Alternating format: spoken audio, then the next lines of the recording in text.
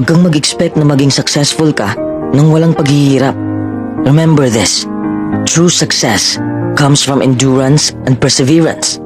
Kung madali lang maging successful sa buhay, edi sana'y successful na tayong lahat, di ba? Huwag mong iasa sa swerte ang buhay mo. Invent opportunity and embrace your failures. Maraming taong hihila sa'yo pababa, pero huwag kang magpapahila sa kanila. Huwag kang makinig sa mga taong toxic. Oo, mapapagod ka sa iyong paglalakbay. Dadaanan mo ang mahihirap na sitwasyon. Darating ka sa punto na mawawalan ka na ng ganang gawin ang passion mo at mabibigo ka. Ang punto ko lang, the next time you fail at something, congratulate yourself. It is an achievement. You're one step closer to actual success. Marami kang matutunan sa kabiguan mo.